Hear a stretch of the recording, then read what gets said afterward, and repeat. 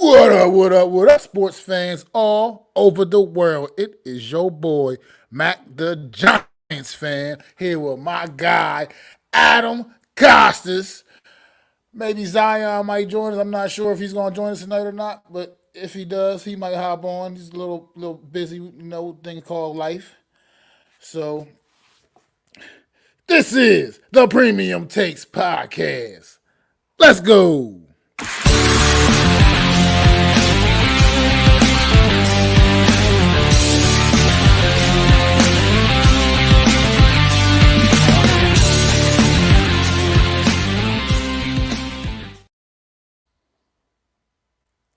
What is going on? What's going on out there, everybody? What up? No mess, no nets, no jets, man. Pop it in. Appreciate you, bro. What up, Wales? What's going on, man? Good to see you, man. Bro, what's going on, Adam? How you feeling out there, brother?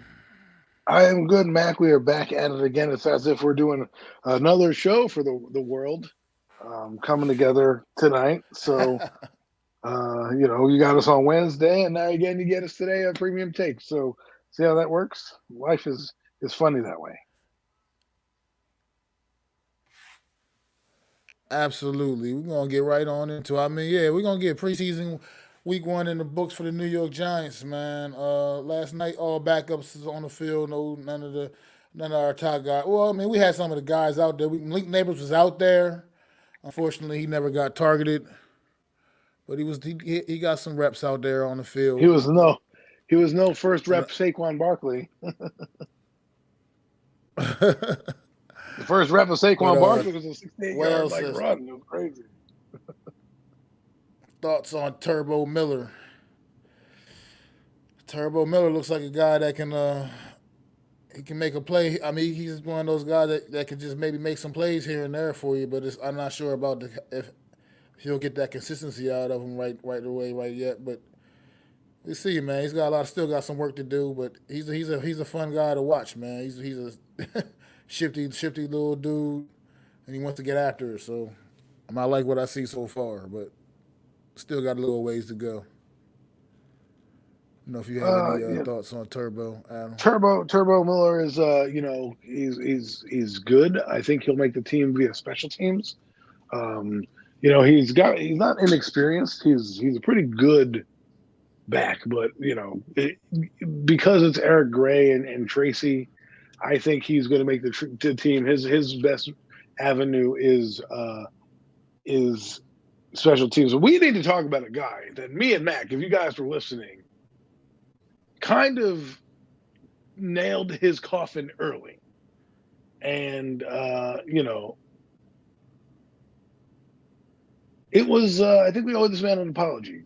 Mac, I think you want to do the honors of letting the people know who we should be apologizing to Well, I today? mean, well, yeah. On Wednesday, we were discussing one Mr. Eric Gray and thinking that he was probably going to be the odd guy out here in this running back room, man. But after the performance last night, I think you got to go back and really rethink all of that.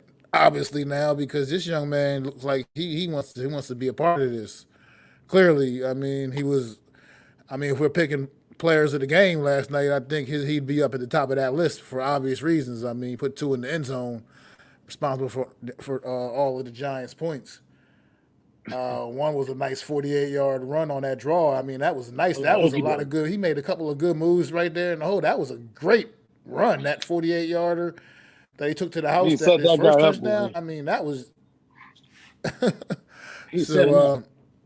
Yeah, Eric, I mean, I was impressed with that young man. I mean, did some work out in the passing game as well, man. Um, He had a nice so catch. yeah, I he was solid. Like I said, I don't. To me, I don't want to hear about it was against backups and whatnot. I mean, he looked good, no matter who he was playing against, like point blank and Well, period. I So don't want to burst the bubble, but he was like this last year, where in the preseason he had a couple of decent runs and he was getting some burn, because we were sitting Saquon Barkley and basically Matt Burita, and he was getting some. He was the new toy in town, So they were getting him, and we're like, oh, Eric Gray. And then come regular season, they were like, hey, Eric, we want to regulate you to punt returner. And they kind of got in the doghouse with a couple fumbles and never really got in the game in the game flow because obviously Barkley is that good of a player that you don't necessarily want to take him off the field. So he kind of got regulated to special teams. Last night he made the case to make the team, and we'll see. Things happen. War of attrition. Guys get injured, pulled hamstrings. You know, everything. So they didn't keep. I don't. Did they keep four backs last year? I don't. I think they might have kept four backs. I mean, Gary Brightwell, I think, was on injured reserve, so I think they had Eric Gray, Breida, and Barkley were the predominant three backs. So a fourth one, Well, where you yeah, Brightwell barely got a uniform. He was always like kind of never on the active roster game day. He was like in this pretty practice much squad? like that. He wasn't practice squad, but like you only when you come to game Okay, day, you can yeah, only suit up. like 46 or some He was shit. always like a scratch. Right. Yeah, he was like So, always a scratch. Like. so you got to ask yourself this question: Are you?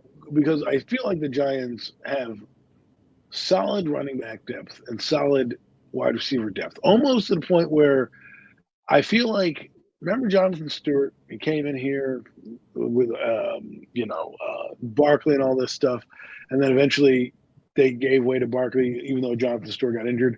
Well, Devin Singletary, let me put it this way: your days are numbered. Okay, I don't know how long the contract is, but he's going to be the bell cow until either Tracy or Turbo or Eric Gray kind of take over because they have a decent stable of running backs. I think it's going to be Tracy. He had some decent runs as well. As you watch Tracy, there's some explosiveness Yes, to he him. did. It reminds you a little bit of Alvin Kamara type of guy, where he's going to break.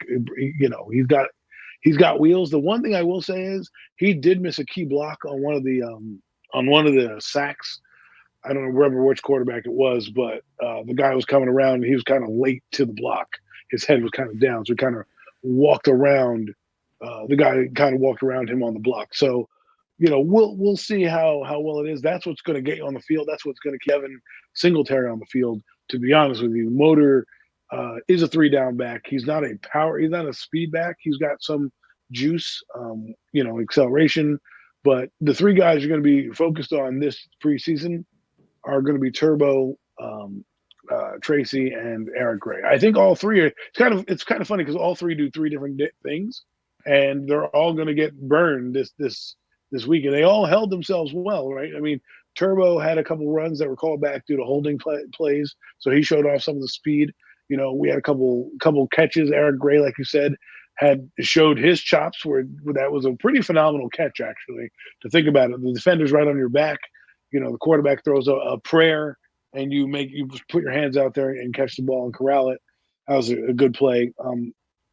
I do want to say this real quick. These guys will have explosive plays, but they're not Barkley, and we take for granted what Barkley was.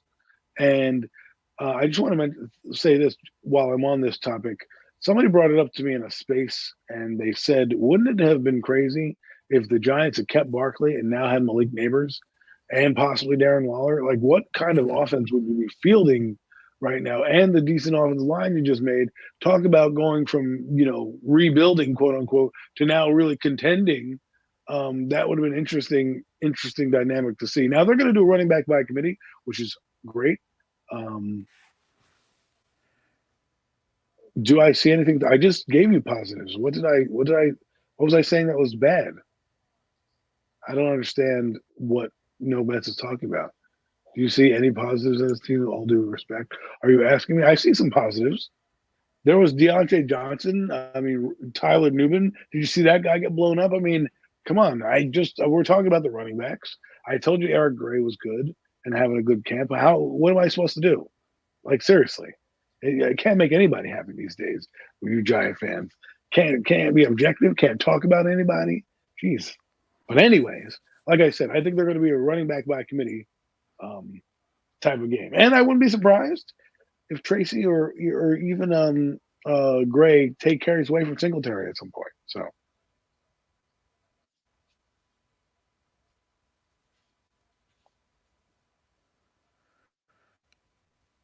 Yeah, I mean, that was good. You also brought up mentioned the offensive line right there. That when while you were talking about the running backs, I think the running backs did overall last night solid performance, pretty much across the board for all. They all showed some nice things.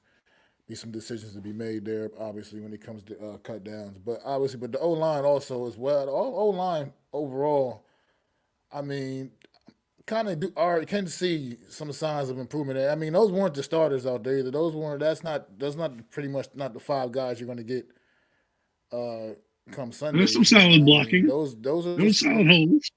yeah. But you saw, I mean, even Joshua Zudu, even Zudu was Oh my doing God, he was some horrible at things, the beginning.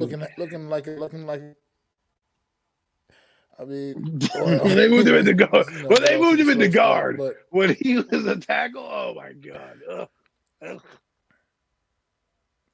but so offensive line. I saw some positive there, some strengths. Like this team is starting to really. Basically, what I got from last night's game, period, honestly, was just like this team is starting to finally build some good depth. It looks like some decent depth in some positions. So when starters go down, you still have maybe some competent enough guys to come in, and you don't really lose too much. Because I mean I thought overall it was pretty against a pretty good, like I said, against a good solid Detroit team, even though it was just backups as well. But I thought it was still a pretty solid effort last night for the Giants, man. I mean, defensively, I can't wait. Now I'm excited. I can't wait to see Brian Burns, Kayvon Thibodeau, Dexter Lawrence all on the field to say I can't wait to see what that looks like. I mean, I'm starting to really just I'm getting excited to see that, and I hope we get to see a little bit of that next week, at least a little bit, at least get a We'll taste see of it. it, something. We will But see it. I mean, I'm pretty excited for the defense as well. I'm more concerned. There were some things that were weird last night. Now, I think it was good. I don't know how good this team's going to be, and I'm not going to go out there and blow them up to this and gaslight them as if they're going to go to the playoffs. Okay, I'm not. I'm being real. I'll tell you they'll win 7 games. They'll be chippy. I just think that's where their roster is. It's not a bad thing. I just think they're going to field some teams that are going to have some decent quarterbacks that will be able to kind of figure them out a bit. I'm not. That doesn't mean they're not going to have some stars. I mean, Burns is going to be a star. Or K is going to do well. But this young secondary is going to have some trouble. They didn't last week, although we wouldn't know because you want to talk about the sucky quarterbacks. Man, Eric Sudfeld. I gave him a new name called Eric Suckfeld. Okay, because that guy absolutely is trash. If I'm the Detroit Lions, I am scouring the waiver wire, or I'm getting Hendon Hooker in there because Hendon Hooker looked good. If it wasn't for Hendon Hooker, the Lions wouldn't have done anything in the game. He came in and kind of changed the dynamic, was hitting some throws. You know, I'm not going to say this performance is great. I'm going to say that it's solid to build on. You can see that there is a bit of a foundation here. But I will say there were some struggles that were still alarming to me. One, Giants had trouble moving the football if they didn't get the ball gifted to them inside their own territory. Remember, the Lions went for it twice and plus in negative territory and Giant territory. They did score, which is what you want to see. The 2 touchdown runs by Eric Gray. I think they were both by Eric Gray. Um, that was good to see. What you don't They want to get were. the good. What's not good was, I'll say this: the quarterback play was not good. Okay, Drew Lock, I don't know what he's looking at. He's still staring at the ball right now. These quarterbacks hold the ball way too long, both guys. And our third guy, we don't know what he's going to do when the bullets really fly. So I'm a little concerned about that. Drew Lock apparently is more injured than not. And let me get into that real quick. Brian Dable, can you be just straight up with somebody, yo? Can you just say that, he's going to be out for a couple days? He's going to be this. Like, who are you trying to game the system with in preseason? You know what I mean? Like, who are you trying? I understand maybe the regular season, if he was your starter, like, oh, yeah, he's going to be out for day to day. But this is preseason, bro. Will this motherfucker be ready for week 1? That's what I need to know. If the answer is no, his ass is going on pup. If the answer is yes, okay, fine. Let's just roll with the 2 quarterbacks that we got. You know what I mean? But it's crazy. I mean, the He was quarterback solid. situation does get a little more interesting. You don't know how much time. I mean, you don't know how much time we're gonna miss. How much time Drew Lock's gonna be out or whatever. But now this kind of almost thrust Tommy DeVito once again into the backup spot. And right now, as of right now, at least, there's no other answer on the roster as of right now. So I'm sure someone will be coming in, Well, it's funny is they had a guy named whoever that may be. they had a Nathan Rourke guy in here who was a CFL. He was with them all spring. He basically had like one snap in like practice, and they're like, "Yeah, we got to cut your ass for some lineman, right?" They cut him, and you're like, "Yeah, they're not going to use this guy. You're never going to." And here we are, Who you knows? know, here we are. We need to use this guy, so it's kind of hilarious. Not anybody good. Yeah, I man. mean, someone said Ryan Tannehill. Let me tell you something. Daniel Jones is still here. They're not signing anybody with a name. Okay, they're not. They're not going to give you any fuel to the fire if this guy happens to struggle, you know, in the middle of the year. They're not going to do it. So Tannehill, get that off the table. They'll maybe a Joe Flacco, but even then, anybody that you think like Joshua Dobbs. Joshua Dobbs, I don't know. He's probably on a team somewhere. He's probably on Minnesota. I don't know where he's at. But let's just say he's available, right? That that is not a threat to Daniel Jones. You know, he's not.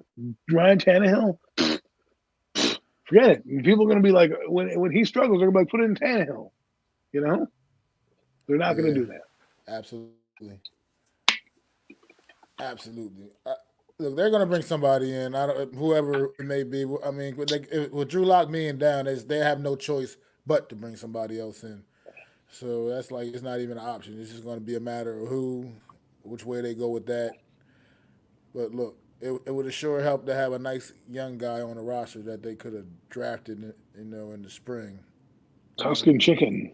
Wales, I'm coming over.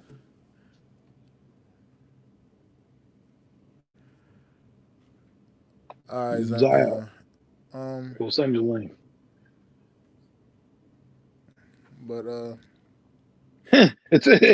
No match the is like deep. hindsight is 2020. I just want before we get into the defense real quick. This is what I keep saying about you guys always get on me about a quarterback, right? You always tell me, "Oh, don't draft a quarterback, just to draft a quarterback." Blah blah blah. This is what I've been telling you. You could have had Spencer Rattler in here, right? Just as a developmental guy, as a fifth round pick. What's the harm in that, right? Now you would have had a guy to compete, and he would have been up in here, and it would have been a good. It could have been a good thing to see. Okay, now we have a backup. We don't need to panic and go sign some dude off the street who doesn't know the system because this kid would have been here in April. But no, all I got was no. If you don't pick a quarterback to beat Daniel Jones out, and again, you don't even know. For all you know, Spencer Rattler. Let's just use him for example, or even Joe Milton. Joe Milton, right? What if he comes in here and has the talent and raw ability that Dable can, get out of him and make him look competent? Then you have at least a bridge quarterback that you can do whatever you want with, and they put no resources into that position. And so, you know, like people in the Bronx. Pat's drafted two quarterbacks and it's working fine. Guess what? Michael Penix Jr. was also drafted by Atlanta when they had a guy. This is what happens in this day and age, right? And when you get shit in the quarterback room, you're gonna have shit in the quarterback room. I don't care what anybody says. Tommy DeVito was trash last night. He wasn't great. He was better than Drew Lock, which wasn't good at all. So just because he was better than a guy who's shitty doesn't make him better. It just means he's better than the shit that is out there. So my issue that I had was is that you could have had like a guy like Joe Milton, and developed him, and he could be out here getting valuable reps now, and not worrying about being on, and maybe even be on your practice squad or whatnot, and you would have had somebody in here, and you wouldn't have to worry to scramble. But now you have to probably bring somebody in here, and if you keep three quarterbacks on a roster, if this is a prolonged injury, we don't have no idea. The Giants, they're like Fort Knox when it comes with injuries, right? They'll never let you know anything. This could get sticky before it gets straightened out, and we don't know if Daniel, like we think Daniel's healthy. He hasn't taken a hit yet. And that's going to be the big test next week. Mac, I know you were wanting to talk about the defense. I'll stop rambling on. Oh, no, I just want just what I saw from the defense. Linebacker 54. What's his name again? Sorry if I'm losing first class his name up real quick.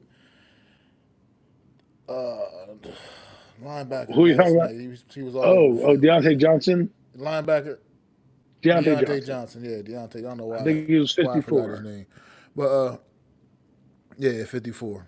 Deontay. I mean, that young man was all around the ball, man. He was all over the place. That's the kind of thing you like to see. Like I said, this team like you really starting to really find some really good depth pieces to fill out this roster, and it's, do I dare say maybe a foundation, a true foundation is potentially being laid here finally, properly, building this team the right way. I mean, like I said, what I just want based off of what I saw from the defensive line alone. I mean, just great play, great push. I mean, like I said, that's why I'm excited. I can't wait. Like I said, just can't wait to see Dexter and Burns and those guys all on the field all together, man. It's going to be. I think it has potential to be something really cool, man. I think the pass rush is going to be absolutely just crazy. It's going to be disruptive, and I think that could help the young secondary as long as that's coming consistently and they keep coming with it and putting the heat on them quarterbacks. That absolutely can help the young secondary, I think, and give them the time they need to develop and get to where they need to be as a unit. Because I do feel you on that. I think that we're going to have some issues back there, especially in the early part of the year. It's going to be a big time learning experience for these guys. We're going to be depending on a lot of young players out there, but I also saw some good tackling last night, just in general, just good, clean tackling. I saw some good pops, some good hits, wrapping guys up and putting them down. You know what I mean? And that was also something good to see from this football team, man. So Zion, I know you might be a little short of time, so go ahead and say what you got to say, my brother. Take the wheel. No, I'm all good. What's up, Tito? What's up, Alex? Reels, Nomads. Thank you guys for so much holding it down. Thanks to Boys right here above me for co-hosting. Best co-hosters in the world, holding it down while I'm trying to slang some T-Mobile phones out. That being said, though, um, I just wanted to give my war thoughts on the team. I know it's a preseason game; you can't take too much of it, but I will say this: I did love the effort that this team is showing. It's kind of like they heard in the meetings, like heard in the media that we're just a shitty roster, ranked last overall. And for the longest, my concern was what happens if someone goes down. Now, I truly duly feel that maybe Drew Lock could force that ball into Malik Labor's hands. I get it that the safety was over the top, but I wanted to see Drew Lock go out there and try to at least, push the ball downfield. I know he was playing really conservative. Hopefully, he gets longer snaps next game. But I'm really happy with what our backup offensive line showed. I'm happy with what our defense showed. Keep in mind, guys, this is going against the third strings, the second strings. But at the end of the day, you know, coming from what we've seen over the last 5 years, where our secondary offensive line comes in and we can't even block any single soul known to mankind, no matter who it is. Um, I kind of think the injury, God forbid, I'm not trying to ever wish injury upon a player, but I kind of think the injury to Evan Neal kind of freed up the ability to kind of see what other offensive line can bring to the table. I think the starters that they do have penciled in at the moment is going to be great for the team. I have no doubt that this team is going to fight and is going to play hard. But my only concern has been, what happens if, an injury happens. And what I seen from yesterday is, I'm excited. I told you guys last week's episode that I wasn't going to get excited for this team. After watching that Lions practice, after seeing these teams go out there and actually fight, I am kind of excited for this team. And you know what? Like at the end of the day, I still believe what we believed with Daniel Jones and what we've been talking about it. And now it's up to him to go out there because there's no excuses. You now have the roster. It looks like you now have an old offensive line. There's no excuses. You need to go out there and you need to ball out. We're not asking you to be Patrick Mahomes. We're not asking you to be, anybody special like Aaron Rodgers. You just need to go out there, Dan. You need to prove to us as Giants fans that been knocking you, that been running your head through the mud, that you can compete in the NFL at a high level against good teams. Enough of this. I'm gonna look good against the Colts. I'm gonna look good against the Washington. No, go out there, look good against the Baltimore Ravens. Look good against some of these tough teams we have on our schedule. And if he does that, then I'll be pretty happy as a Giants fans. And then that's the only way that we can go to the playoffs where all these other half of these Giants fans are talking about. I get the excitement. I get it, guys. The season is coming up. I get that you guys Giants fans want to see the Giants in the playoffs, but a lot of other NFC teams improved around us. It was a good showing in preseason. Can we keep that up? Can we keep that up? Can we keep that going into the regular season? And that has been our concern. You know what I'm saying? Is what happens if an injury happens? What happens if Daniel Jones goes down? What happens if Drew Lock goes down? I truly believe that, Brian Dable is calling the plays, and it is going to open up a lot of things that we didn't see in this offense. But I can't, looking at our schedule, I can't just jump on the 12 win train.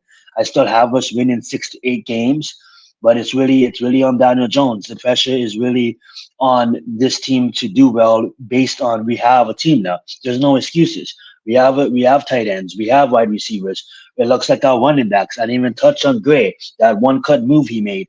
It looks like we do have running backs that ain't Barkley, but can produce at an NFL level between the three of them that I do see. We have Singletary, we have Gray, and we have Tyrone.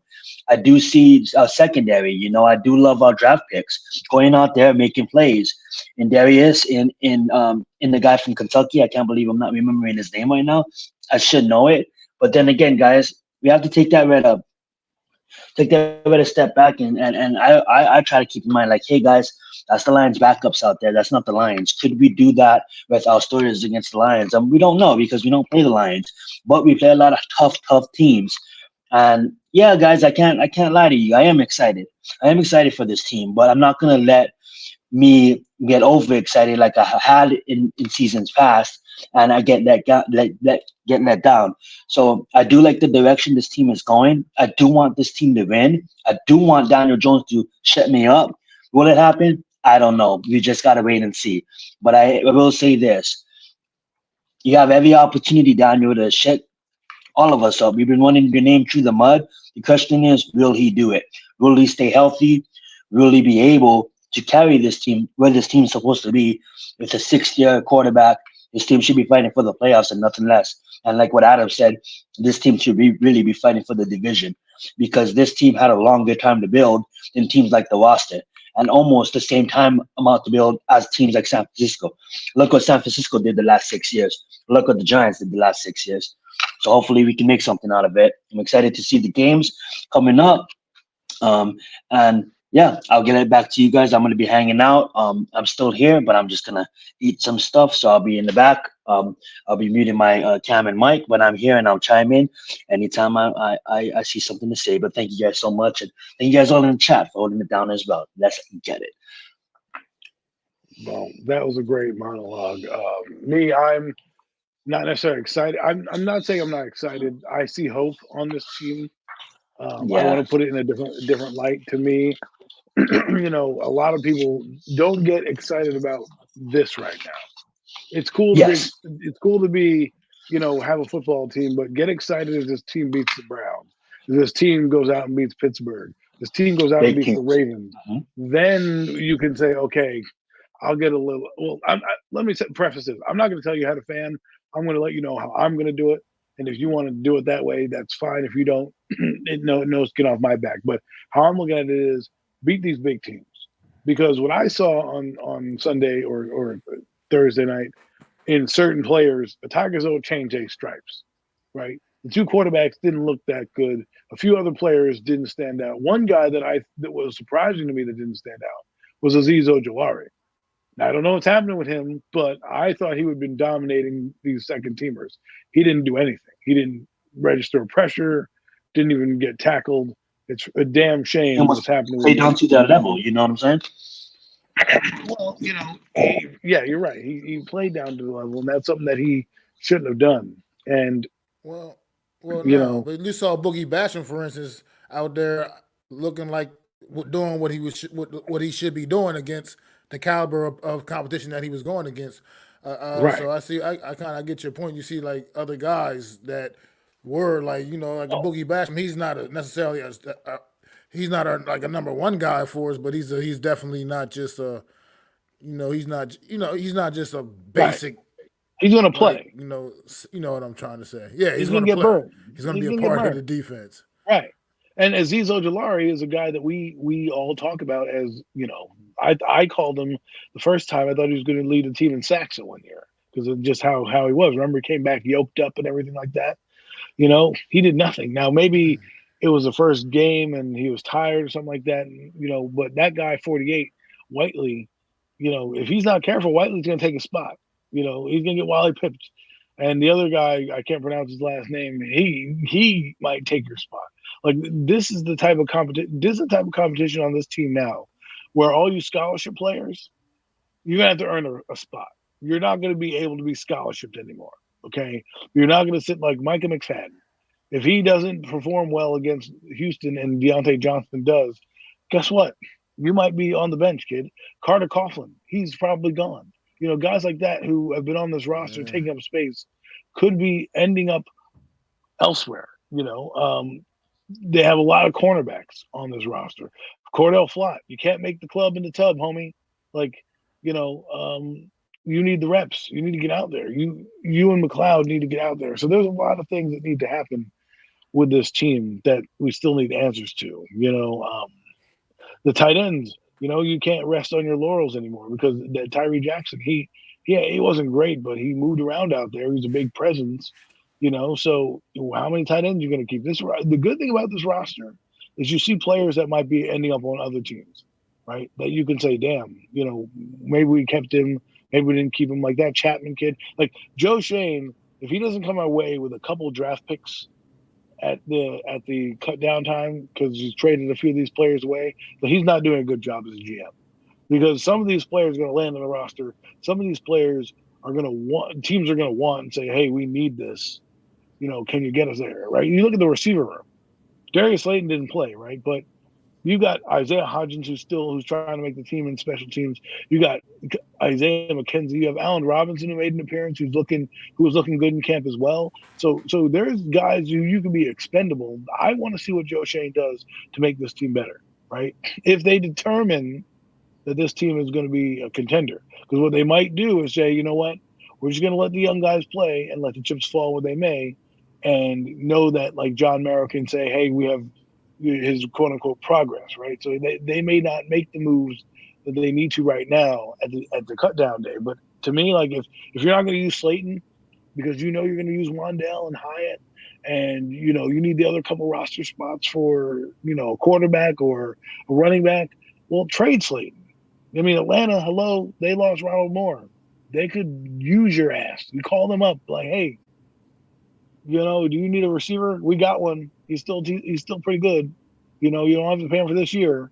So, it's really going to be important to see what Joe Shane does down the stretch here.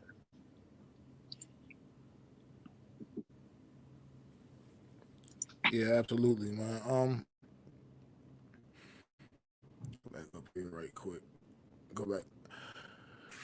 Alex, Big Blue in the Bronx says get a cornerback too, and this defense could be legit, and you can sell me on winning 8 to 9 games, maybe. I mean, I think you could. I mean, like I said, I think there's going to be some good things going on up front, man. I just think it's going to get disruptive.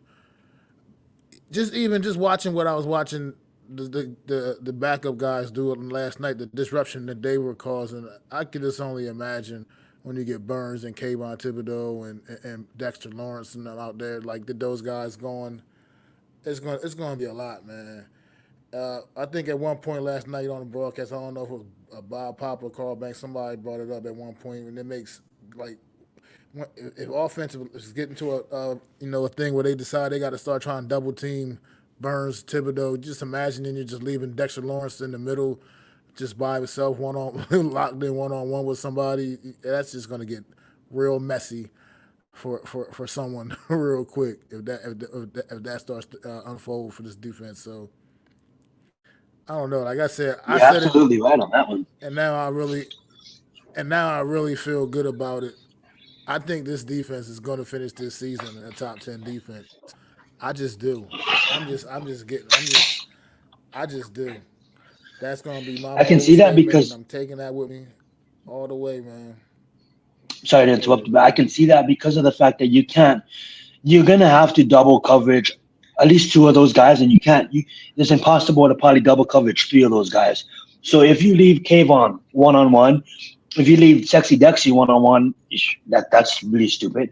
And if you leave Burns one on one, that's stupid as well. So it's almost like one of those guys are gonna get free, one of those guys are gonna get pressure, and the fact that other defenses got a plan for those guys, and we're not even talking about Bobby yet. We're not talking about our secondary yet. You know what I'm saying? Because Bobby's going to be wanting to come up front.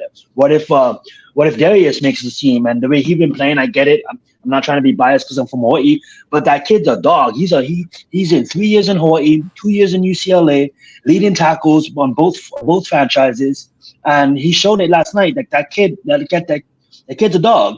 So he's going to get some snaps. We got Michael McFadden that's going to get some snaps.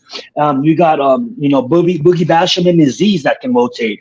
So this front seven, man, is going to be absolutely fun to watch. And we have dogs in the back like the rookie safety that we just picked up in Newbin, like a homie from Kentucky, like Yeah. Banks. You know what I'm saying? And the fact that Banks and all these guys are going against Malik Neighbors in practice is just going to make them better. It's just going to make them better.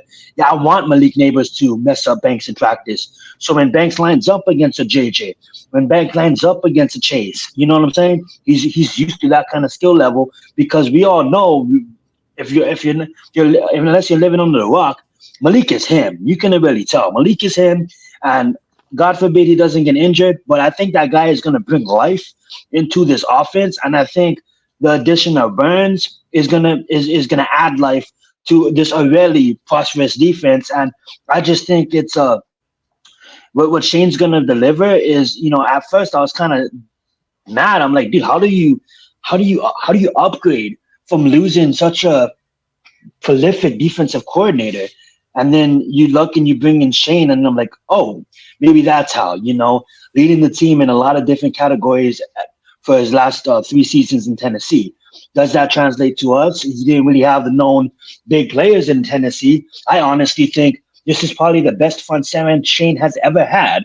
And I want to see what he can do with it. And I want to see, the offense move the ball, which I truly believe we have a chance to do, and not just tire out our defense. What I don't want to happen is our defense is elite, but it's not elite because they're getting tired in the fourth because the offense can't get a first down.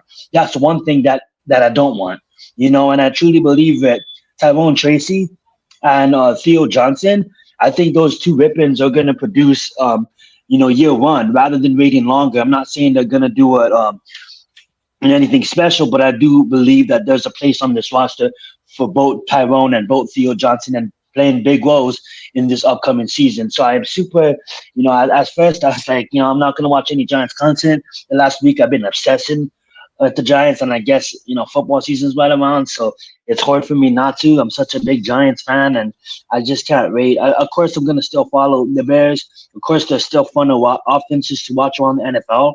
But if we can go out there and we compete, that's all I want from this team. Just go out there and just compete, man. Don't go out there in a 2-minute drive and throw a pick, Daniel Jones. Go out there in a 2-minute drive and hit Malik Neighbors on a slant, and let's get this touchdown. And let's go out there and compete. And that's what I want from this team.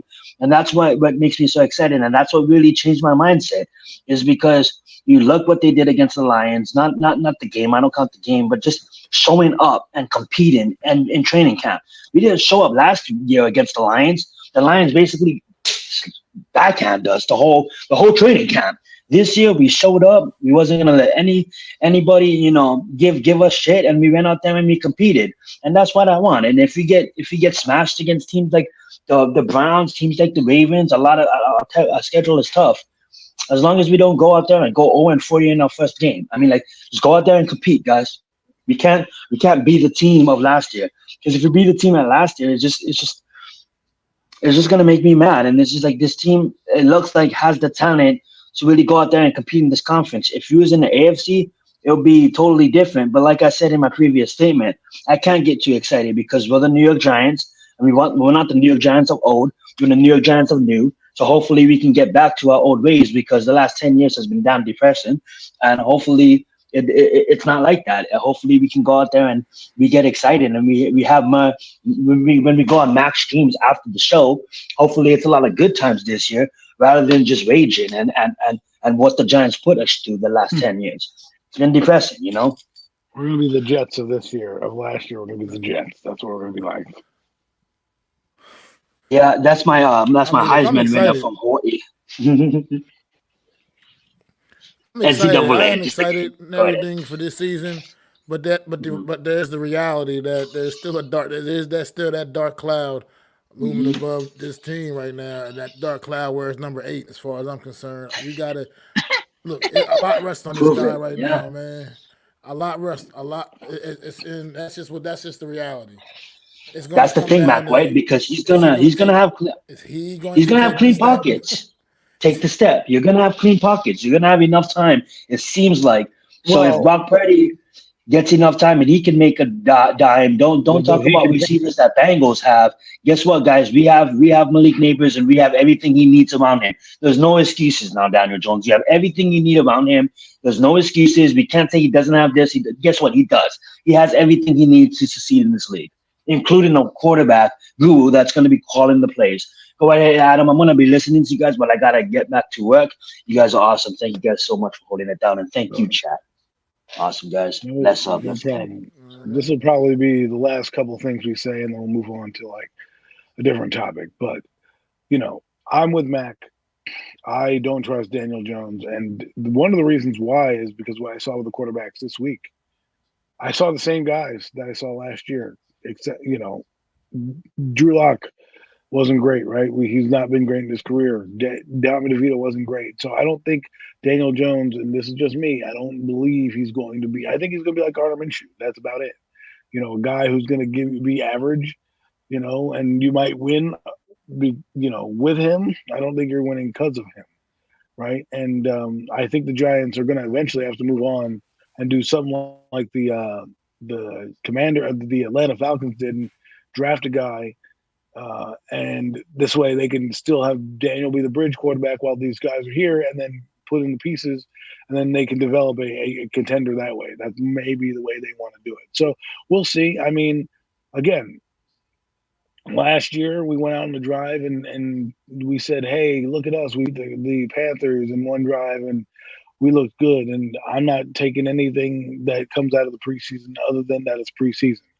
And being able to fight is one thing. I feel like this is deja vu from 2022, because everything that we're talking about now happened that year, right? A new coach, new regime, new this, new that. First game of the year, we were aggressive against Tennessee, right? And did things that we didn't think were going to happened, right? So that's a similar feel that I get with this team this year.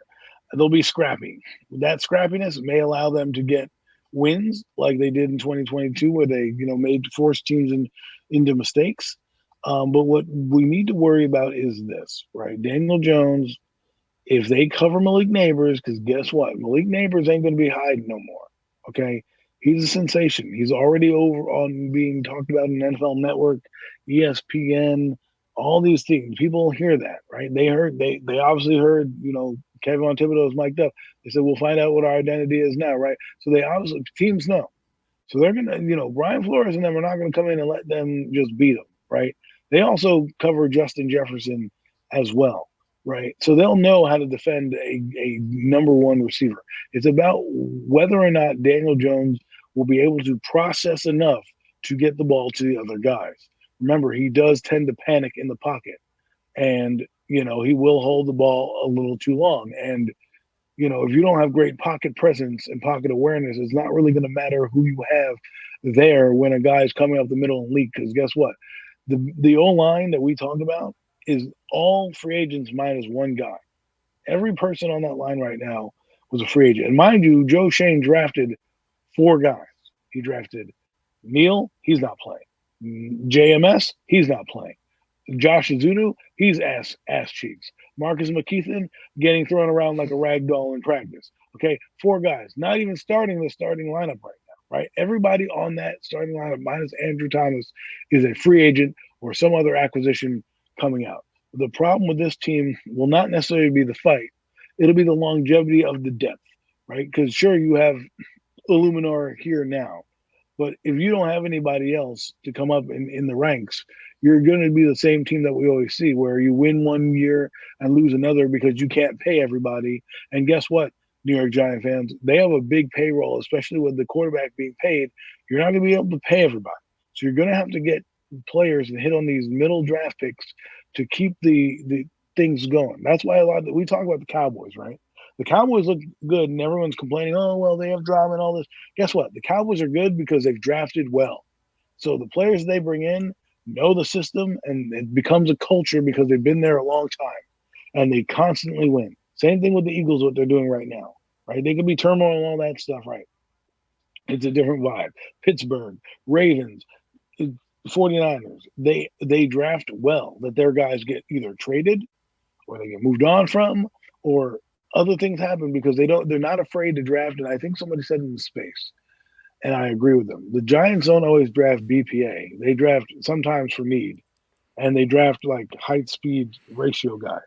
If they were to draft for need or BPA, they would have taken Cooper Beebe or one of these other players that sometimes you can stack up with. And I'm not saying it's not going to work out.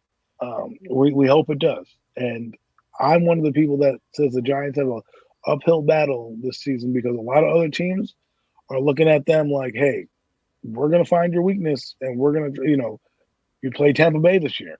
They're going to be fighting for a wild card spot. Atlanta, same thing. They're going to be scrappy as well. You know, so and you can see that with Michael Penix Jr. and the guys there throwing the ball too as well. So I just want to my main things is one, evaluation of the quarterback.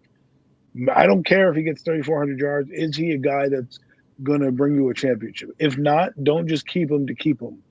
Get somebody in there. You can already see right now the backup situation is a train wreck. So next year, at some point, they're taking a quarterback, whether that's in the first round or round 7. There's going to be a guy in here that they can groom because at some point Daniel's going to be off the books. They're going to have all these big contracts with Burns and Dexter and AT and all these guys that they're going to need to keep, and it may not be well enough to keep a quarterback while you can build with a roster. Look at a lot of the teams that do build, right? They get sticky. Look at the Cowboys right now. They've paid their quarterback. What are they doing right now? They're juggling around two guys' egos with their contracts, and Michael Parsons and CD Lamb. If they had a young quarterback, not saying they'll do this, but if they had a young quarterback, do you think they have this problem? No. They'll just say, all right, young guy, we're going to do it, and away you go. So finances do eventually catch up with you. I'm going to enjoy it for what it is. I'm not investing my effort the same way. Prove it to me. If you guys do, then you'll get me back. If not, we'll see. Again, the Giants usually do well when they're under the radar, right? They're not under the radar. People are starting to see this team. Bullseyes are going to start to be formed. You're going to have to answer the bell. That's going to be the question. Will you be able to answer that bell? Because teams are coming and they're going to see you, like the Browns, like the Ravens, and those teams are going to look at you at their schedule and say, "This is a team we need to knock off." So go out there and show us if you can do it. What's going on, Raphael, man? El Capitan, happy birthday, buddy, man. Hope you had a great day, man. Hope you enjoyed your birthday, man. But yeah, Adam, that was really well said, man. That was great, and it was all right on the money, man. So we will see. Only time will tell, man. But it is football season, and that is a beautiful thing. But one more quick thing about just football in general. Nah, it's not about the Giants, but how you feel about the new kickoff, the kickoff thing? I mean, it's just something I had to get used to, I suppose. But it's just kind of it looks kind of weird, but it's kind of cool to at least get more returns in now as opposed to so many touchbacks. But You know, What you feel about the new kickoff, Adam? I'm gonna thank Devin Hester for this because Devin Hester went to the Hall of Fame, and I think his presence going into the Hall of Fame allowed them to redo the kickoff rule. Because if you saw the kickoff last year, they would kick it off and get it on the 25, ho hum, no one would do anything. It became almost obsolete. Well, I like this. I mean, there's a little too many rules for me. You punt it into the end zone, you get it at the 30-yard line. You punt it in front of the zone and it doesn't hit the zone, the marker, you get it at the 40-yard line. If it bounces in the zone, I think the 20 to the goal line, then it goes to the 20-yard line if it gets to be touchback. So I think this will be. I hope you got all that. I think it'll be interesting to see because I think now you're going to see a lot of teams kind of scour the waiver wire for that speedy guy. Like, for example, we talk about Dante Miller, Turbo, right? That guy you may want to keep around because another team might pick him up and say, hey, listen, we can use that guy's speed as a return man. So now his value goes up exponentially because now the kickoff has to be returned, right? And what guys who used to not be able to be on the roster, like an Isaiah McKenzie last year, he would have to fight for slot reps. Well, guess what? He didn't have to fight for slot reps now. He could end up being part of the kickoff return. So I think you're going to see a lot more kickoffs taken back. I wouldn't be surprised if you see trick plays out of the kickoff return. I'm excited for it. I think it's an element that people aren't talking about. We tend to not talk about special teams the same way because of that, right? Remember the kickoff rule, you kick out of bounds, boom, no one's really doing anything, going to the sideline. You're getting a beer, you're taking a piss, doing whatever your case may be. Well, guess what? You're going to have to hold that shit. You're going to have to pucker up that asshole because you're not going to be able to leave your seat because there are going to be guys that are going to be returning the kickoff. So I think it's going to be fun. I know the XFL adopted it, or USFL, or whatever FL is out there, and it worked for them. So it's going to work for the NFL once they start to get the things. Now, the only thing I will say that I don't like is the onside kick can't be performed anytime in the game, which is kind of, if you look at Sean Payton, guess what? He doesn't get to do that Super Bowl thing in the halftime where he onside kicked it against the Colts in the Super Bowl. That doesn't happen. Plays like that. I just wish, to me, that you don't fuck with the stupid thing, right? When you have a good thing, like the NFL does this. You know what I want to talk about? That's annoying. Fuck the kickoff rule. How about let's bring the chain gang back? Okay, NFL, stop being fucking cheap and making me wait 5 Oh minutes my for you God, that for was you to sit terrible. there. For you to That was sit there and do terrible. an electronically measure a football. Are you kidding me? Ooh, What are we doing here? Wait, that shit was are terrible. we It doing? was so bad. It was like, what? The game's already It long took enough as so it is. long. It took Here's the thought. so long. Right. I It was mean, that, like they were like get rid of that. could have Get had rid the of that. measurement, ran the next play, Exactly. everything already by the time Like, that shit came in. what did the guys call out or something? You were like, oh boy, let's make the most efficient thing less efficient. You know what I mean? Like you got two guys, you got the guys on the side. That's all they do. That's all they do. They walk around with chains and they measure it. That's what you do. And now you're gonna try to put the computer I was telling somebody this morning. It's like they're gonna put a little laser in the end zone, right? So that when you cross the plane, it's going to beep like in hockey. Well, what's going to happen when the ball goes into the end zone? The guy catches it, but somebody knocks it out. It's going to beep and then go down. It's going to just use your eyes. We have freaking million camera angles. You just made a freaking command center with officials. Now I got to sit here and look at an electronic board to hope that your stupid football calculates it correctly. What in the hell are we doing here? It's already bad enough the NFL is taking AI for your photo when you walk into the freaking stadium, but now I have to do this on top of that. I hope the committee sits back and looks at this, and I hope more games take long in the preseason and it malfunctions or something where they're like, you know what, we'll go back to the chains. Let's not be cheap. We can pay these guys a little bit more money. Here you go. Make it fun. I don't know. Like when in the seventh inning stretch and they're cleaning up the damn things, they do the YMCA. Now I'm not asking for that with the chain gang, but you want to put them in I don't know. You want them to do something else? You want them to wear a different color or something like that? I don't know. But please, for the love of God, don't do what you did on Sunday. Yeah, that was absolutely terrible, man. uh, good night, Wells. Thanks for hanging in there, man. Appreciate it, man. Yeah, man, enjoy. No doubt. You have a good evening, man. But yeah, that was just god awful. They need to never. I hope they don't that because that's like an experiment they're doing, right? That's not like something that's already They're adopted. They're thinking not about. like going. They're That's not thinking going to about be a it. regular. They're Yeah, thinking about it. yeah. So Well, that's the thing. Go that. they need to not do that. Scrap it. Scrap it right now. Roger Goodell, you're probably not listening. You're probably not one of the 3 people listening to this podcast. But do me a favor. Get rid of that shit. It's already bad. Like I said, it's already bad enough I have to wait with challenges. Some guy gets hurt. I got to wait for that freaking break. I got to do all this. It's not that I don't want. It's not that I don't want to love football, but football. Especially if you're at the stadium, like it's built for TV. I hate to say that. Someone told me that years ago.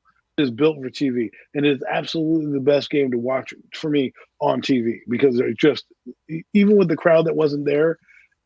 I didn't need the crowd necessarily because you don't always see the crowd in every play. You just see the sidelines, right? It's not until they pan to the crowd or they pull, you see in the end zone that there's nobody there. So just don't waste my time, please. The football's long enough. It's a marathon watching 12 hours of football sometimes, or damn near 24 hours almost from like sun up to sundown. 9 a.m. to midnight on certain weekends. Please don't make it any longer than it has to be. I'm begging you. Yeah, that was just wild. They need to not do that. And all right, enough. We've been talking about football for pretty much the first hour here. It's been so we can move on to something else. I know we want to talk a little bit about some of the Olympic stuff going on, man. Olympics have been Well, absolutely awesome. As these last couple weeks in Paris, man. Paris has really, fantastic. really outdone themselves, man. It's been awesome. It's definitely been great, man, all across the board. U.S. just really asserting themselves as just the dominant athletes of the world. I mean, they really just pouring it on. But I know you had a couple things you want to talk about. I did watch that race you sent me, the 400 See what I'm at Quincy saying? Hall, man. That's what it's all about, man. It's like you so, digging deep, man, for that gold, so man. You digging let's deep, chat with him. and Let's he chat did. with that. So, ladies and gentlemen, if you did not watch the men's 400-meter relay, I advise you to do it because there's a young man in there named Quincy Hall who was not necessarily the favorite to win, but he was favored to get a medal at least, right? And when you watch him run, the first 200, he's fine. Then he hits about 300. And he's like looking like wobbly and like, what are you doing? Maybe almost like even the announcer's like, well, look at Quincy Hall, and then all of a sudden it was as if like they hit the turbo button on this guy. And, I don't know, divine intervention or something would not let this guy quit. And he put everything that he could and he ran a phenomenal race and came basically from like 5th place down the home stretch to 1st place. It was absolutely incredible. It was one of the things I'm glad I got to witness, in the Olympics and didn't just blow it off and say not watch it because that was what it was all about. This guy put everything on the line, and you know what? When that video happened, right? I immediately thought to myself, if I need to motivate the Giants this year, and I need a motivational thing, that's the video I'm playing. I'm gonna be like, yo, look at this guy. Look what he did. Look what he did to dig deep in the 4th quarter or the last stretch of this race to figure out whatever it needed to do, whatever it took to win the race. Like, I'm just saying, that's what it made me feel like. And it was an amazing feeling. And I told Mac about it. He was like, really? I missed this right? I'm like, he just watched it. He's telling you exactly what he just saw right now. And I got to witness it on the prime time thing. I could watch live, but I tend to watch other shows throughout the daytime. So I sit down and watch the prime time, and this was one of the events of the night. And thank goodness I stayed up for it because it was spectacular. So, and I learned something. Mac was teaching me about the men's relay race, and I did not realize something because I was talking to him about the men's 100 race, which was also a pretty epic race with Noah Lyles. And if you know who Noah Lyles is, he's very flamboyant, and he called that he would win the race. So he won the race by a nose. And when you look at the race, you're like, well, the Jamaican guy who was phenomenal. The dude came out. You thought he was. You could have thought he was Usain Bolt because he was that fast. He's going to be a stud next Olympics. Like if Noah Lyles doesn't qualify next year or next because he'll be 31. I don't know how old runners get it. I think 30 is probably. I wouldn't say you're washed up. He but, might still be hanging in there. He might still be hanging in there. It's up to him. It'll be up to, obviously up to him. But the Jamaican guy is definitely probably going to be the new champion at some point. And so we were talking, and Matt goes, "Well, they have to put their chest across, right? Because I didn't realize you had to put your torso around. Because we're kids, we just want to get across the line. We don't realize our torso. If our foot crossed the line, or in the NFL and every other sport, it's like something crosses the line." You win the race, right? You get across the touchdown. The guy is down by contact, well, whatever the case may be, right?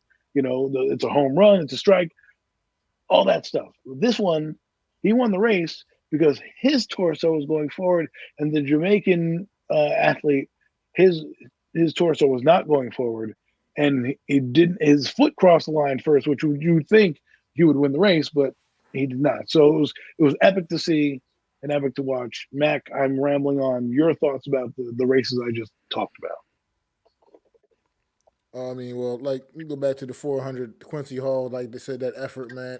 That just shows you that grit and that determination and that will to get that gold medal, to get on top of that podium, hear your national anthem playing while someone's putting a gold medal around your neck. That's the energy that generates. I mean, he was coming down to, like Adam said, he was like definitely was like around, at least I say him like about fourth place or something like that, coming down that home stretch, man. And he just dug down deep, and he got there, and he got to that tape first, man. It was something epic. It was definitely awesome to see. A great race, man. Great 400 final, and just way to go, man. And then for that young man, and then also that, like you said, we are talking about that 100. The thing about I can't remember the Jamaican fella's young name right now offhand. I can't think of what his name was. I forgot, but he was dominant through all the qualifying rounds. He was by far the best runner through all the qualifying rounds, and honestly, he was he was truly the best runner during the finals race as well. It's just what it was. It just came down to the inexperience at the line. Noah Lyles has that great closing speed. Noah Lyles never gets off the great starts, and that's why he's usually so much better in the 200 than he is in the 100, because usually he has more time in the 200 to make up for his slow starts. But in this 100, man, it got down to it came down right. I mean, photo finish, and as close as it gets. I mean, it can't get any closer than what this race was. I mean, no, but Noah Lyles, he had that experience, that savvy experience, man, to get that chest, to get that, to reach out and get that torso across that, and it just by, I mean, the smallest of margins. I mean, it was insane. Like, you can't even. They were literally clocked at the same time. Technically, that's how close it was. They were clocked at the same exact time. So it was just you'll probably never see another race quite like that, when a finish just quite like that. Like I said, these Olympic Games, man, have been something special. And on the track, I mean, the ladies, you saw he put up in here, he's talking about Gabby winning the 200 once again, defending her Olympic gold medal, defending her championship. And she's just a dominant force in that event as well. The 200 meters, she's been the dominant force in the world. Yeah, third place person for too the in last that. couple of years. Oh, wow. So it's been fun. The track and field has definitely been fun, man. Let's not forget the one event. It's also the pole vault, man. The pole vault. Like, listen. Oh yeah, young man on the pole vault. And I did catch that live. That was awesome. I caught that live, and it was. But what was dope about that, about the pole vault, was because this young man, he split his hand, something got some kind of cut on his hand. It was bad too. Like he had to get it wrapped up, taped up. But he wanted to go for the world. He didn't need to get the world record. He already had the gold medal sealed. He already had the gold medal clinched. So he didn't need to go get the world record. He just wanted to get the world record. He wanted to put on that show for the fans in Paris, and he wanted to show his grit. And he went out there, and it took every attempt. He almost did not. He almost came up short, man. I believe you get 5 attempts, maybe, or three, or I don't know, 3 or 5. I can't remember right now, but it came down on his last attempt, and he finally cleared the height, broke his own world record. The world record was already his anyway that he broke, but he broke his own world record, and he's been the dominant force in pole vault for the last several years now. I can't even remember what country he represents now. Was it? He was Norway.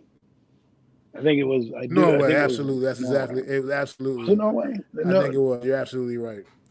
Or it might have been Sweden. Countries like that. It was either Sweden or Norway. One of the they had yellow on, so I thought it was at first Ukraine, but I think it was either Sweden or something like that, or something like that. Either type of countries. You're right.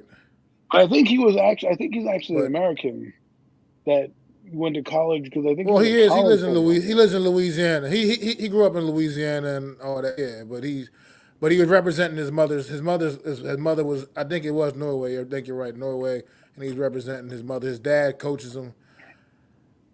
It was just cool to see. It's always cool when you see guys, see people like accomplish great things in the Olympics. That's why I love the Olympics as much as I do, man. It's just you just see things that you just won't ever get. You don't ever get to see again ever again, man. It was just really dope. And then we were also talking about. We can go back to the pool a little bit, man. The young ladies setting the world record in the pool in the 4x100 medley.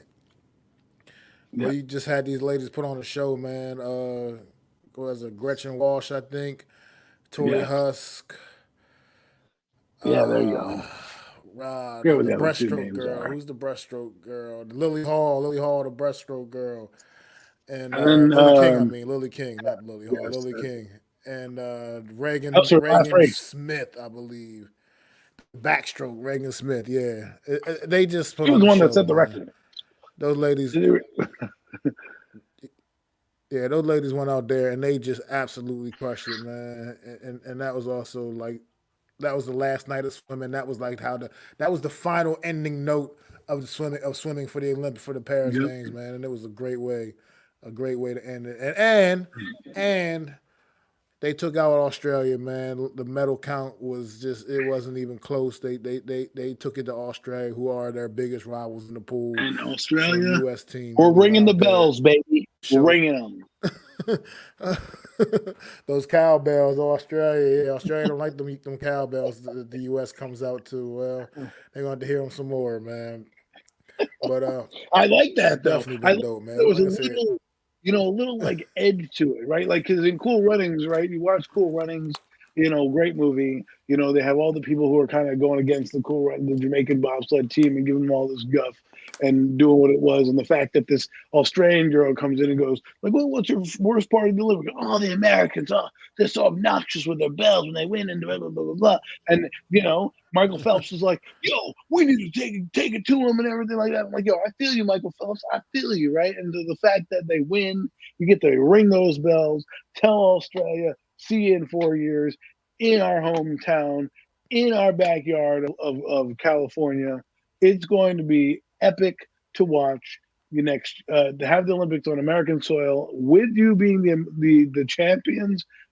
Oh man, it's Australia. I hope you're ready because we're bringing the bells. You thought it was obnoxious in France? Wait till you're in an American arena and the Americans are going. And you think they're going to let you go with them cowbells?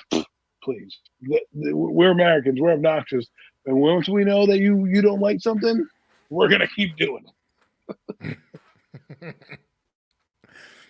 Yeah, man. But it's just been like I said, Olympics have been so. Like I said, I mean, we witnessing greatness. I mean, Simone Biles go down is going to go down right now as one the greatest maybe gymnast of all time.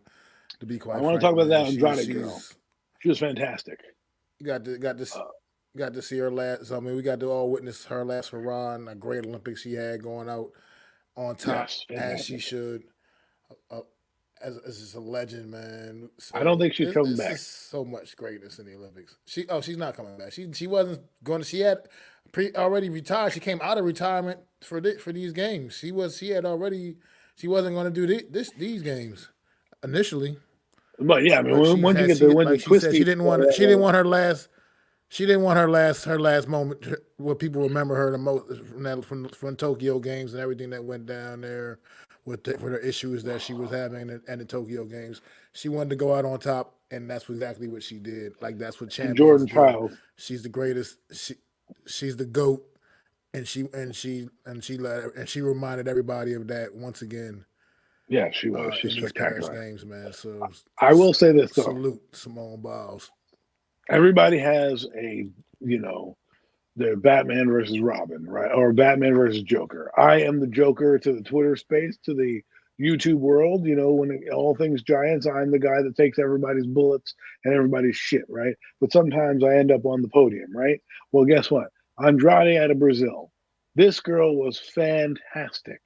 Okay, absolutely fantastic. But she couldn't quite get over the hump because Simone Biles was that much better. Well, guess what? She actually did it in the when it was doing individual medleys on the balance beam. She came up and she destroyed it and crushed it and got a gold medal. I think the last event that Simone Biles was in, it went Jordan Chiles in third, Simone Biles in second, and this Andrade girl from Brazil. She's 25 years old. I don't know if she'll come back again. Again, these a lot. To be honest, a lot of these women in this gymnastics were older. Like they normally are.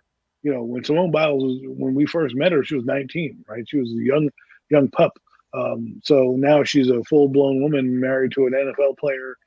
Got endorsement deals here and there. So, good for them.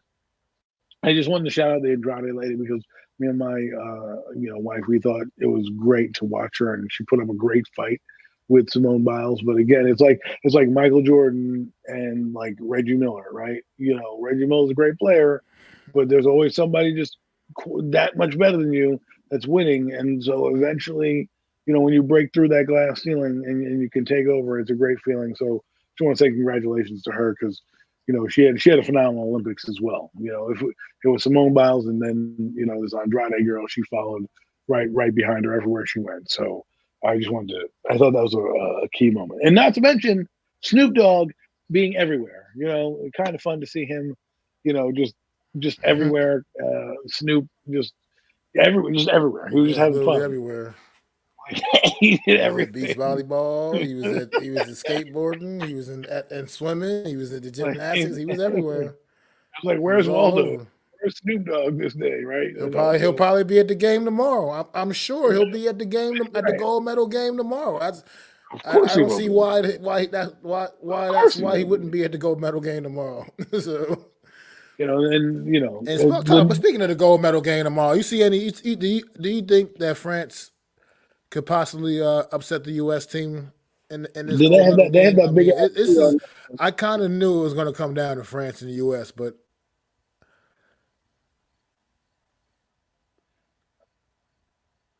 I'm sorry. Go ahead. What you were saying? Um, you know, I was wondering. They have that big dude from the San Antonio Spurs on the French team, don't they? That I forget Wembley is his name or some crazy name that. Yeah, Wemby. Yeah, Yeah. Wemby. He's on. Yeah, Wemby's on the French team. And he didn't have a great game apparently their qualifying game, but he did enough. So do they have enough? Here's an interesting thing that we don't talk about. For the first time in a long time, I think the world is starting to slowly catch up to the United States because there are so many international players in the NBA now, right, that are playing that you're like, oh my God. So do I think France has a chance? Absolutely. It'll depend on if our guys can put up a performance. Seth Curry has 36 points in 36 minutes. LeBron James carries you to to a final over the home stretch, right? So, that's a Herculean performance, and we'll see if they can come. They're gonna have emotion. They're gonna try to keep it close. They're gonna try to get in the United States heads. They deserve to be there, and we'll see. It could be a runaway, or it could be it could be it could be a blowout, or it could be a close game. We'll see. But I think the world has done a good job in acquiring talent and catching up. Remember, back in the day, before the Dream Team was assembled, they brought college students over. And the reason we brought the Dream Team over is because everybody in the world was using professional athletes, except for the United States. It was in both hockey and in the basketball, right? So they were like, screw this. They were like, we got the best player on the friggin' planet, and we're going to assemble Magic, Bird, all those guys. And, oh, by the way, we'll just bring a nice little Chris Leitner on here just so that we could pretend that we're amateurs, right? And, of course, that Dream Team, and let me tell you, there's no other Dream Team ever. I don't want to hear the word dream and team in the United. It'll just be United States basketball. Leave Dream Team alone, because arguably you could argue and debate about LeBron James and whatnot, but that team had three of probably the most iconic players and revolutionary players on that team, not to mention like the backup guys like Reggie Miller, Charles Barkley, Olajuwon, but Bird, Jordan, and Magic. Three guys that will never be seen again, never be touched again, and change the sport for the better, right? Before Magic and Bird came along, they were on tape delay. And those guys they were box office. So they needed to kind of not put them back on tape delay. And then, of course, after they come out of tape delay, they have arguably, in my lifetime, the best player I've ever seen in Michael Jordan come out. And funny story about the Dream Team. Michael Jordan, Larry Bird, and Magic Johnson all find themselves in a locker room because the locker room is fighting. Michael Jordan is fighting, and no, they would not be. Oh my God. Nomads, how old are you, Nomads? How are you? How old are you? How old? First off, let me tell my story. Look. Go ahead. Go grill him, man. Go get him, man. I'll save the story. No, I'm just saying, you're my guy. You're my guy, man. I always appreciate you, man. But brother, this is a reach right here, man. This is a absolute reach. The Dream Team. You don't know Larry Bird or Magic, my God. The Dream Team was full of killers, bro. Oh, absolute killers, top to bottom. Jordan, Bird, Magic, Ewing, David Robinson, Chris Mullin, Stockton, Malone, Pippen, Clyde Drexler, bro. Killers, top to bottom, man. All these guys. Jordan is dunking on cats at 50. Give me a break, bro. Yeah, I don't know, man. I just can't support this. I can't support this. No, man. I love you as a fan, but I'm banning you for 5 minutes because of your ridiculous the past their prime. Are you kidding me? Jordan was in the middle of his prime. Let me get to the story because this is how we get there, right? So Magic and Bird are, Magic is fighting with the team and it's his team. No, it's my team. And basically Bird says, Bird, who was the general, right? Bird goes to everybody in the locker room, get out the locker room, right? Everybody except Bird and Jordan and Magic. Everybody leaves.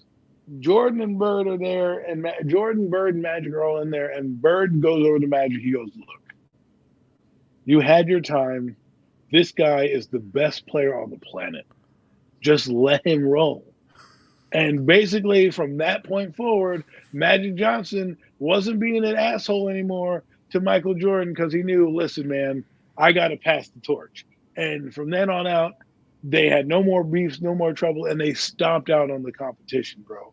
They had Karl Malone on that team. I think they had Reggie Miller on that team. Like past their prime. I don't know what you're talking about, but Pippen and Jordan were in their prime. Barkley was in his prime. 1992 was a long time ago. They were in their prime. They weren't like past their prime. Olajuwon they were still they weren't past their prime. And Magic And Magic was refreshed. Magic had already been out of the NBA for a couple of years because of the HIV thing, so he was refreshed. Magic Oh was like God, ready to go. He would. yeah, I mean, they were dude. beating guys I, by like teams by like 60 points, bro. Like they were just it. They didn't even have competitive games. see They didn't even have the game competitive. exactly the game that the U.S. barely won the other night wouldn't have been with the Dream Team. Dream Team would have had it would have been a snooze fest in the middle of the third quarter. You could have got up and said, "Yep, I'm going to bed. Good night. See you later," because I know the results. That's the difference. We're talking about killers. Listen, this is what I'm talking about with Generation Joe. I understand people got opinions, but this ain't opinion. This is fact. It's like telling me that Lawrence Taylor was not the greatest defensive player of all time. This is a straight fact, homie. They would have destroyed this team. And if you know anything, because the game was different, it's like nowadays, everyone talks about the receivers nowadays. Oh, the receivers, blah, blah, blah, right? Guess what? The receivers nowadays couldn't hang with the Jerry Rices in that era because of all the stuff that the defense did to you. And these guys now with the NBA the way it is and how they play and all this 3-point ball and shit, trust me, there would not be a single country that would be able to hang with them. You're an A. No, I mean, all right. I'm just. Oh God. And then your daddy didn't teach you right. Well, look, because he would have told you that Michael Jordan is great, the best player in the world. look I don't I'm care just about saying. this damn. Look, I do agree. Basketball is a lot more global now, and I'm not going to deny that the competition the Dream Team was going against in '92 was definitely not what these international teams are today. I can admit that, but I'm sorry. That Dream Team would still be handling this competition right now. And they might not be beating them by 60 or 50 or 60 points a game, but they'd still be handling them. I Yeah, just that team was absolutely dominant, and I mean yeah. they were beating guys down, and other teams were wanting their autographs after the games, bro. It was like that serious. But I was I was 8 years old to really fathom what was going on. But as I was growing, and you learn about the Olympics because they didn't have the same team as they went, back to the Olympics in like '96 and all that stuff. They didn't have the same kind of quality of guys. Like, yeah, that was the best team ever assembled. Probably the best set of talent on any team in the history of probably any sport. Like, if you think about it, right? There's probably no other sport where you'll see that much talent on one team. Sans an all-star game, right? Like an all-star game. But anyways, I digress. Point is the I game, but mean, see, like in '92, I gotta take you there because '92 I remember pretty well still, and like you had the Dream Team. I think that the toughest competition they even ran into, which still wasn't even really much competition, was the Croatian team, and that Croatia was a with Tony team that Kukoc. had a couple of NBA, had a couple Tony Kukoc, Dino Raja, it might even have been another guy or two on that team that actually had they had some NBA talent, and they were the only team that even could remotely somewhat run with the dream team a little bit, and even that still wasn't. it still wasn't good. Who was the Nearly, they coach for that still just team? destroyed them as well. For the dream team, Yes. Chuck Daly was the coach for the dream team, Oh God, I believe. screw Yeah, your little college Duke coach wouldn't be able to coach around him either. Like, I'm telling you, man. Oh man, I really wish. I'm glad I grew up in the era of that era of basketball and that era of sports. It's like the '80s and the mid '90s was the golden era of certain genres of sports. Even in the NFL, you had dynasties still. You know what I mean? I mean, now you have the Patriots dynasty, but you had the Cowboys back then. The 49ers were good. You had the Packers sprinkled in there, right? The Giants and things like that. This dream team, had a lot of the heavy hitters that were in it. The Lakers, they had the Celtics, they we were representing the Bulls came had through. basically all of the best players in the NBA at the time. pretty much, Right, basically. exactly. That's what Except that's Christian Laettner. basically what it was. You I know, mean, I so still say Isaiah Thomas should have been on the team, but that's listen, shit. they didn't like him. That's There why. was obvious. Politics, bro. Well, Jordan hated him, and that's all that mattered. Jordan was the Yes. GOAT, so that's That what USA mattered. basketball game was now you're dating yourself. No mess, no jest. I used to play that game, and I think that was the last game Jordan put his name in before he was like, "Yo, man, I'm gonna get too much money to be in video games anymore." But you know, Jordan didn't like him either. But listen, if Jordan That doesn't is like old you, school. if Jordan doesn't like you, then that's it, man. Jordan wins. A lot of things. And let's be honest, Isaiah Thomas wasn't the most likable character. He wasn't. He In was kind of a dick, but he was yeah, good. He was a great. He was still one of the greatest players listen, you said it, not at the me. I'm just time, and he should have. understand. And he should have been a part of the fucking dream Well, team. I'm I just wasn't only Karl because the Malone on way. that team too. Yeah, like just because the Karl way the Malone team was didn't have the comprised, it was literally compiled of pretty much the best players at that yeah. time. And Isaiah Thomas is also one of those, and he should have been a part of that. But Well, Isaiah, he's won a gold medal anyway before. Isaiah Thomas had a gold medal. He had previous Olympic experience when he was in college, and he was part of a gold medal winning team. So Isaiah Thomas is we talk about villains. He'd be a villain, right? So he was a guy that he was spectacular on the court. Gave many people fits. Will go down in history as one of the top 50 or top 100 greatest players of all time. That's just who he was. If the Pistons don't have Isaiah Thomas, even though they have Joe Dumars and Bill Laimbeer, they don't win those championships without him. Right. And he was a tough son of a bitch too. He got 40 stitches from Karl Malone's elbow Malone. This is why I love this, right? This platform that we talk about in the Olympics. We get to dive into this old school talking basketball where we don't get that right now. Like, the generation that we have now, where I'll put much respect on their name, right? LeBron James, I think there's limitations in his game, but he's so physically dominant that, he can overcome those limitations in his game. And there's nobody that can really match him blow for blow. I love Kevin Durant in his prime. I thought he was slightly better, overall player than LeBron, but LeBron was more of a marketable global player, right? So we'll never have that. There's some limitations to his game, man. I mean, you can't crab dribble. That's, a no-no in the NBA. That's called traveling, but we let him do it.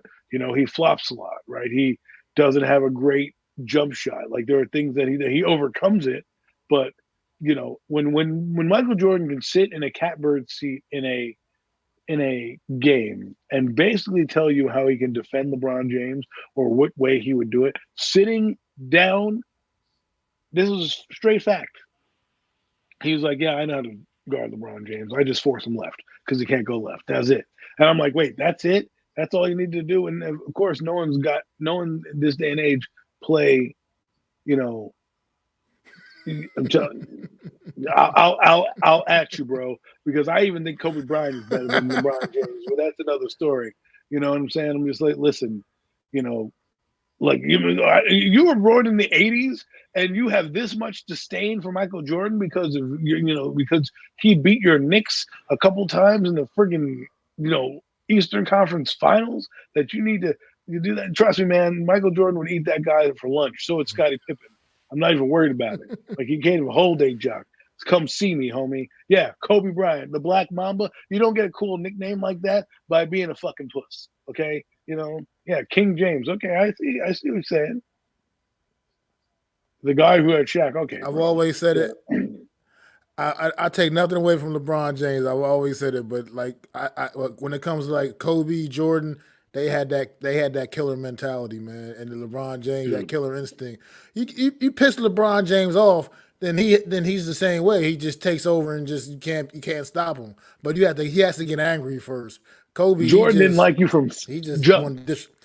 Yeah, this is what would happen. This is what would happen. Okay, let me break it down for you. LeBron James would be out there, and he might talk a little shit to Michael Jordan. Michael Jordan would not will be obsessed about LeBron. He would be obsessed. He would be to the point where it would be like, "Yo, dog, you're not beating me." There was only one match confirmed or denied that ever Michael Jordan lost 1-on-1, and that was to Jerry Stackhouse. And they were playing 1-on-1, and he lost, and Jerry Stackhouse beat him.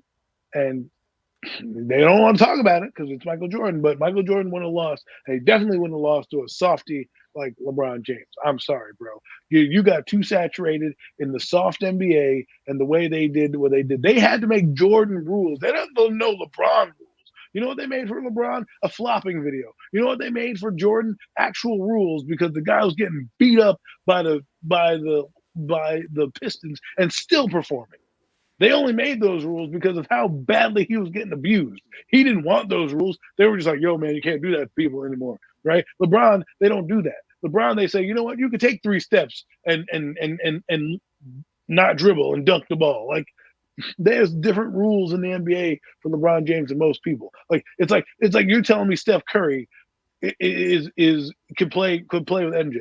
Nah, he could not. Listen, man, I'm sorry. You're not gonna get me with this thing. MJ is the GOAT. MJ is the GOAT. Like, the thing is right now is that people get caught up in what's now. And because Jordan was at a time where, a lot of you young cats, were following Kobe and other things, and LeBron came in just at that time. Remember, Jordan came back in 2001. Well, LeBron James came in 2003, and he wore 23 after guess who? He didn't wear it after, himself. He didn't pioneer the number 23. The number 23 was synonymous with one guy.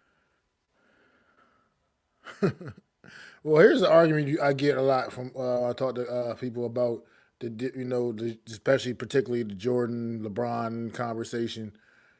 People talk about the errors and they talk about how much better the athletes are now, which I don't think you can't really deny that. I mean, athletes overall are better now than they were back then. But they have different luxuries as well. I mean, just technology and things alone, just the healthcare, like medical treatments and everything else. Everything is upgraded. Everything is better than it We're was all then. You soft. know what I mean? So, I mean, that's where I'm going with it. These guys are softies. You think these kids today would go out there and want to go down the lane against Rick Mahorn or Charles Oakley, Hell Anthony no. Mason? Rest in peace, Anthony Mason. I mean, Yeah. yeah, like that's what I mean. Like those guys were like true Those guys are intimidators, crazy. man. It's just Crazy. the entire game. The entire game is just so different now. And, I mean, Can't even it's do like that now. all the If finesse you and did all what this. Yeah, you can't. if you did what Bill Yeah, Laimbeer did those guys and probably Charles was. Oakley and Anthony Mason, you think Draymond Green was bad? You people ain't seen nothing. Okay, you go back and watch those tapes. Anthony Mason had a screw loose. Just look at his face, man. His eyes were going all over the place. You don't want to mess with that dude, right? And don't forget about fucking LJ. People forget about Larry Johnson in his prime too. He was a fucking menace to deal with in that lane as well. Like, you guys think about oh well, everything's a freaking you sniff the guy, you get a foul these days. There wasn't a foul until you bounce and hit the floor. Then they were like, "I'm foul," you know.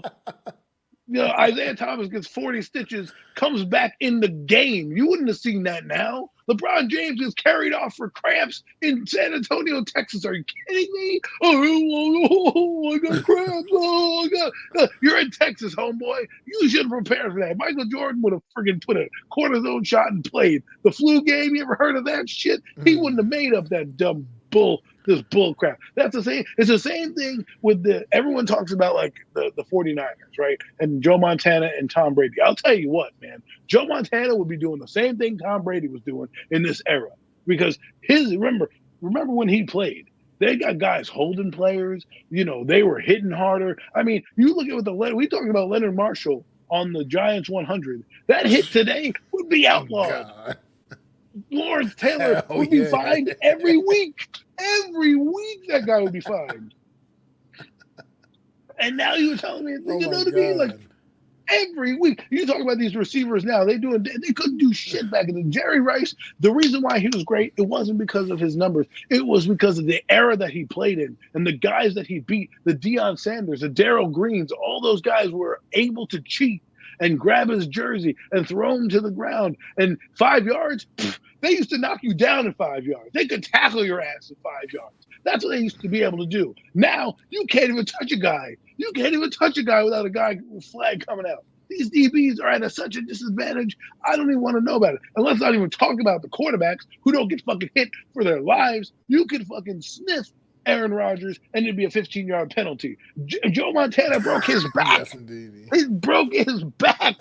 Literally got his back broken in games. They were like looking at him like they thought he was dead. There was 2 games where they thought Joe Montana was dead, and it was both against the Giants. It was when Lawrence Taylor hit him in the game in '86, when somebody hit Joe Montana when he was throwing the ball. They were like, oh shit.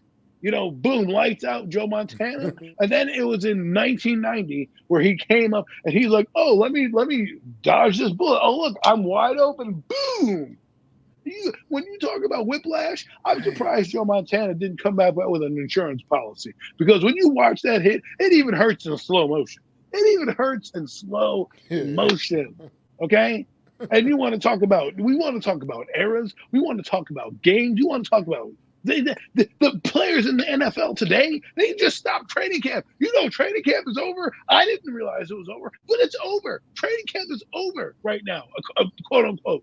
Okay, that's it. They used to have 2-a-days where they were hitting all day for 2 weeks leading up to the preseason. 2 fucking weeks they were hitting straight. Now you get a little walkthrough, a little one thud in practice. You go play these scrimmages now.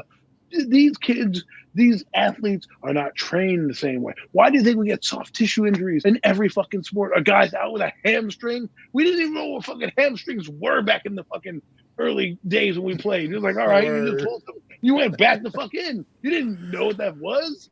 A sprained ankle, you tape that shit the fuck up and go right back in the game. What are we talking about here? Now it's like, oh, he's on the IR for 4 weeks. Back in the day, guys got legitimate broken bones. Those were the injuries back in the day, were legitimate broken bones, not Brian like Cox you said, broke all these his soft leg tissue injuries before he even knew. Is what it's all. Walked off the field. Like, are you kidding just... me? He breaks his leg, walks off the field, and like, oh, by the way, Brian, you broke your leg. Oh, okay, I guess I'm out for the year. Nowadays, you would trip over your dog coming out to go to the facility. Oh, sorry, coach, I can't play. I got a freaking injury. Right? Like, give me a break. Like, even in baseball, they got the 15-day DL for a fucking blister. Are you kidding me? A fucking blister these days? This is what I'm talking about being soft. You can't throw a fucking baseball with a blister? Give me a break. You want to talk to me about eras? You go back and study the game. We have Google. Go back and watch it. This ain't the game anymore. Soft tissue injuries. These motherfuckers, I'm sorry, I don't mean to curse, but damn, want to tell me about games. Oh, everybody around here. Oh my God. Oh, I hurt my finger. I'm on the 15-day DL. I got a paper cut. Oh, sorry, coach, you can't play. Pitchers used to pitch a whole friggin' game. Now you barely get them 5 innings. Are you kidding me? And then they don't pitch for 5 days later. 5 days later. It's like, bro, take a vacation. It's all about the pitch count. Right. It's all about the pitch count, Adam. And then you have 3 days later. Then you don't play for 3 days, Mac. You have a vacation for like 3 fucking days where you do nothing, sit in a dugout and spit fucking sunflower seeds all over the place because you wait your turn for the next day you pitch pitches. What are we doing? You know what I'm saying? This is what we're talking about. You want to tell me about fucking errors? Everything back in sports used to be hard. Now they give you everything, and it's like they give you the answers to the test, and people still fucking fail.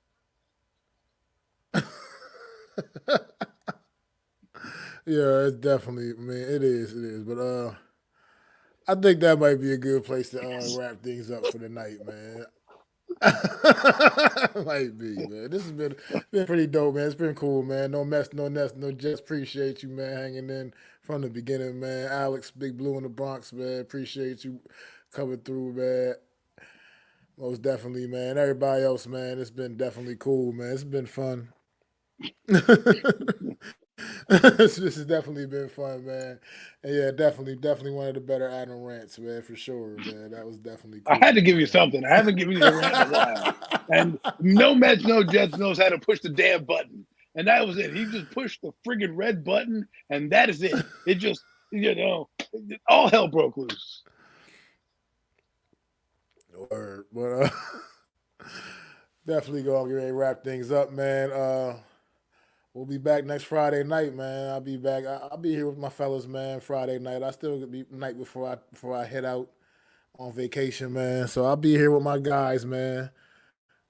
Adam, Zion, most definitely, man. Throw them fours up for us, man. The chat. Throw them fours up for our guy, man. NYG Jeffy T, man. We always gonna love you, brother. Always gonna love you, man. No doubt indeed. But I'm Mac the Giants fan. That's Adam Costas, man. We'll see y'all next week, man. Pass.